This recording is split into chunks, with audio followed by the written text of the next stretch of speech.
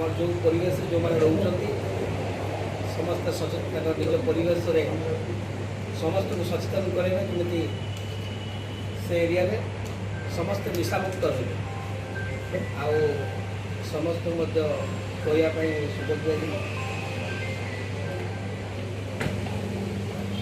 रही आडभट सार रही महापत सार रही आमर एसपी सार रही नमस्कार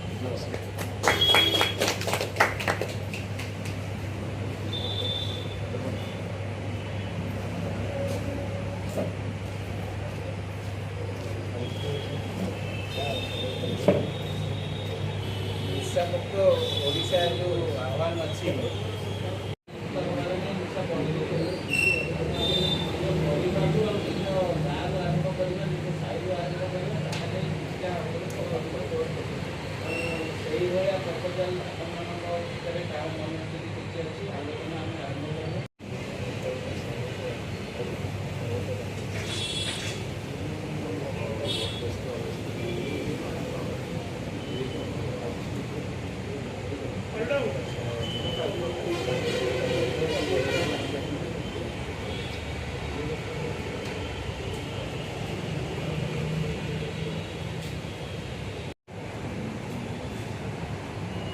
जो आलोचना हम बर्तमान आम अंचल महापति सार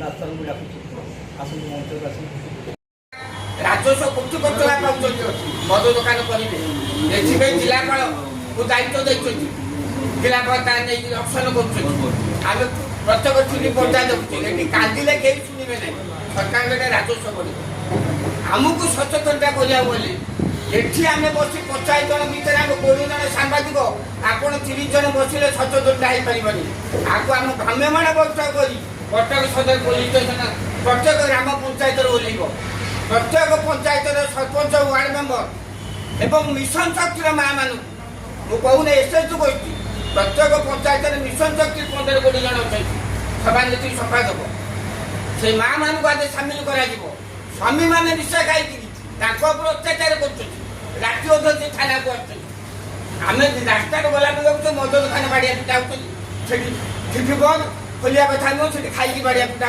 से विषय आलोचना कली प्रकृत गाँ गहली तथ्य को आम जाइना मुझे 4 दिन तले फोन करी प्रभात त्रिपाठी पुओ देवी त्रिपाठी तो सान भाई बाहर होता सदर थाना आई 3 थर फोन करी अल्लो काशीबोध गोटे मधुआ मद पीक जो उत्पाद से गला घंटाए काल रास्ता बंद करता सारू कहली गाड़ी जाऊँ नुआ गड़े डकाई गाड़ी जाऊँ मो कह कथा आम सीना 4 व्हीलर पिसार गाड़ी नहीं आम तो गवर्नमेंट देखना बाइक पिसार जापारे मत कंट्रोल कर पार्था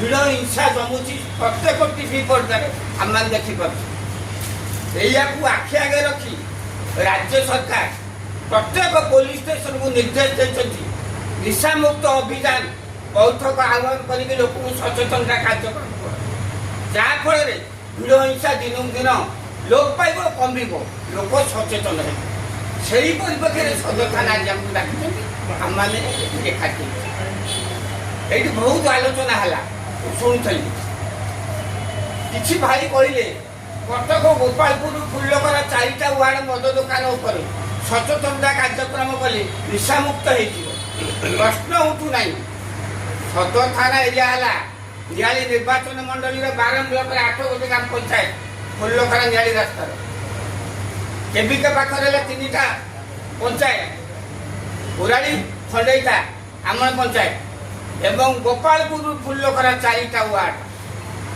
जदि समस्त को नहीं आम सचेतनता करवा सदर थाना निशामुक्त हम तंबाकू गुड़ा गुटखा सेवन करी ना मो परिवार सांगसाथी और समाज को निशार कुपरिमाण विषय निशा कारोबार संपर्क सूचना मिले तुरंत पुलिस को जनाई।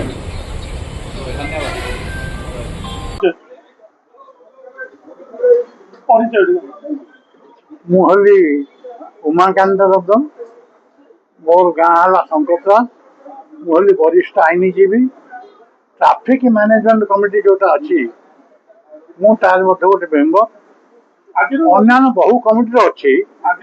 ମୋର କାମ ହେଲା କେବଳ ସମାଜର ବିଭିନ୍ନ ଲୋକଙ୍କ ସଙ୍ଗେ ଭେଟିବା, ତାଙ୍କୁ ସଚେତନ କରାଇବା। ମୁଁ ସେଥିପାଇଁ ପ୍ରତିଦିନ ପ୍ରତ୍ୟେକ ରହୁଥିଲେ ମଧ୍ୟ ଗାଁକୁ ଯାଏ, 2-3 ଘଣ୍ଟା ସେଠି ରୁହେ, ବିଭିନ୍ନ ଯୁବକଙ୍କୁ ଡାକେ, ତାଙ୍କୁ କୁହେ ଆଜିର ଯୋଉ ନିଶାମୁକ୍ତି ଆନ୍ଦୋଳନ ଆହ୍ୱାନ ଦିଆହେଇଛି, ସଦର ଥାନା ସେଥିପାଇଁ ବିଶେଷ ଭାବରେ ଚେଷ୍ଟା କରି ଆଜି ଆମକୁ ସବୁ ଏଠି ଏକଜୁଟ କରିଛନ୍ତି, ତାଙ୍କୁ ମୁଁ ଧନ୍ୟବାଦ ଦଉଛି। ଆଜିର ଏଇଠି ଉପସ୍ଥିତ ଥିବା ଆମ ଅଞ୍ଚଳ ପ୍ରାୟ ସମସ୍ତ ମାନେ ଥିଲେ। ଏଇ ଯୋଉ ଆନ୍ଦୋଳନ ଆମର IIC ତଥା SCPଙ୍କର ଆଭିମୁଖ୍ୟ ହେଲା ଯେ ଆପଣମାନେ ଟିକେ ଗାଁ ଅଞ୍ଚଳରେ ସେଇଭଳି ଆୱାରନେସ୍ ସୃଷ୍ଟି କରନ୍ତୁ, ତାହେଲେ କିଛି ଫଳପ୍ରଦ ହବ, ଲୋକମାନେ ନିଶା ଖାଇବାରୁ ନିବୃତ୍ତ ହେବେ। ବଡ଼ ସୁଖର କଥା, ଆମ ଅଞ୍ଚଳରେ କେବଳ ମଦ ଚାଲିଛି, ଗଞ୍ଜେଇ କମିଗଲାଣି, ଅଫିମ କମିଗଲାଣି, ଚରସ କମିଗଲାଣି। ମଫସଲ ଅଞ୍ଚଳରେ ବ୍ରାଉନ ସୁଗାର ମିଳୁନି। କରିବାକୁ ଆମେ ଚେଷ୍ଟା କଲେ ମଧ୍ୟ ଆମେ ତା ଦେହରେ ସଫଳ ହେବାନି। ସରକାରଙ୍କ ନିୟମ ଏକ୍ସାଇଜ ଡ୍ୟୁଟି ହେଲା ମେନ୍ ସୋର୍ସ ଅଫ୍ ଇନକମ୍। ସରକାର ମଦ ଦୋକାନ ଖୋଲିବେ, ଆମେ ଯିଏ କିଣିବେ ସେ କାହିଁ କିଣିବେ, ଖାଇବା କିଣିବେ ତ, ତେଣୁ ସେ ଖାଇବେ, ସେ ଖାଆନ୍ତୁ, କିନ୍ତୁ ବିଶୃଙ୍ଖଳା ସୃଷ୍ଟି କରନ୍ତୁ। ଏଇଟା ହେଲା ଲକ୍ଷ୍ୟ। ସେଥିପାଇଁ ଆମେ କେତେ ଦୂର ସାହାଯ୍ୟ କରିପାରିବା ସେ ଆମେ ନିଜ ଉପରେ ଆମେ ଦାୟିତ୍ୱ ନେବା। ଆମେ ଆମ ଗାଁ ଗହଳିରେ ଯୋଉଠି ଯିଏ ଅଛନ୍ତି ଆମେ ସେଇଭଳି ପରିବେଶ ସୃଷ୍ଟି କରିବା। ଏଠି ଆମର ଭାକଲେଇ ପୂଜା କମିଟିର ଜନାର୍ଦ୍ଦନ ପରିଡ଼ା 18 নম্বর ওয়ার্ড সেবক। ରାଜ୍ୟ ସରକାରଙ୍କୁ ଆମେ ପ୍ରଥମତଃ ସାଧୁବାଦ ଜଣାଉଛୁ। ଆଜି ଭଳିଆ ଦିନରେ ପ୍ରତ୍ୟେକ ଥାନାରେ କାର୍ଯ୍ୟ ଚାଲିଥିଲେ ମଧ୍ୟ ଆମେ ଏଥିରୁ ନିବୃତ୍ତ ରହିନୁ। ଆମର ସଦର ଥାନା SCP ମହୋଦୟ, IIC ମହୋଦୟ ଏବଂ ଉପସ୍ଥିତ ସବୁ ଅଞ୍ଚଳରେ ଆସିଥିବା ଗୁରୁଜନ ମଣ୍ଡଳୀ, ସାମ୍ବାଦିକ ବନ୍ଧୁ, ଆଞ୍ଚଳିକ ସମିତିର ମୁରବୀ ସମସ୍ତେ ଉପସ୍ଥିତ ଥିଲେ, ଆଡଭୋକେଟ ମହୋଦୟ ମଧ୍ୟ ଥିଲେ। ସମସ୍ତ ବାର୍ତ୍ତା ଗୋଟେ, ଆମେ ବଞ୍ଚିବା, ଅନ୍ୟକୁ ବଞ୍ଚାଇବା। ଦୁର୍ଘଟଣା, କଳି ଝଗଡ଼ା, ଦୁଷ୍କର୍ମ, ନିର୍ଯାତନା ଏଥିରୁ କେମିତି ଆମେ ସୁସ୍ଥ ବାତାବରଣ ଭିତରେ ରହିବା, ଆର ମୁଖ୍ୟ ଆସାମୀ ହେଉଛି ମଦ। ତେଣୁକରି ଆଜି ଏ ଯୋଉ ନିଶାମୁକ୍ତି ଉପରେ ଆମର ମିଟିଂଟି ଥିଲା, ଉତ୍ତମ ମିଟିଂ ହେଲା।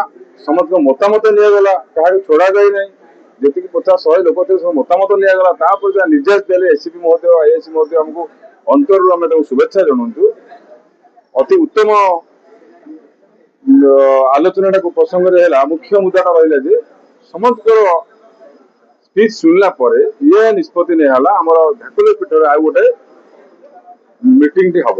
ଏଇ ମିଟିଂରେ ଆମର 3ଟା ପଞ୍ଚାୟତ, 4ଟା ୱାର୍ଡ, ନିଆଳି, କଣ୍ଟାବଡ଼ ବ୍ଲକ, ବାରଙ୍ଗ ବ୍ଲକ, ସେପଟୁ ମଧ୍ୟ କିଛି ପଞ୍ଚାୟତ, ସବୁ ସରପଞ୍ଚ, କର୍ପୋରେଟର, ଜିଲ୍ଲା ପରିଷଦ ସମସ୍ତଙ୍କୁ ଏକଜୁଟ କରାଯାଇ ଭାକଲେଇରେ ଯୋଉ ମିଟିଂଟା ହବ, ତାପରେ ଆମେ ଡିସିସନ ନେବୁ କଣ କରିବା। ଫ୍ଲାଗ କାର୍ଡ ଦେଖେଇବୁ, ସନ୍ଧ୍ୟାକାଳୀନ ସମୟରେ ଯୋଉ ଜାମ୍ ରହୁଛି, ବାଲି ଗାଡି ଯୋଉ ଏପଟେ ବାଲି ଫାଲି ଗଦା ହଉଛି, NH ସଫେଇ ରହୁନି, ଯୋଉ ସମସ୍ୟା ହଉଛି, ଦୁର୍ଘଟଣା ହଉଛି, ଆ ଉପରେ ସବୁ ତେଣୁ କରିକି ନାଇଁ ଏଇଟା ନେକ୍ସଟ ମିଟିଂ ପରେ କାର୍ଯ୍ୟରତ ଆରମ୍ଭ ହେଇଯିବ, ପୁରା ପ୍ରୋସେସିଂ।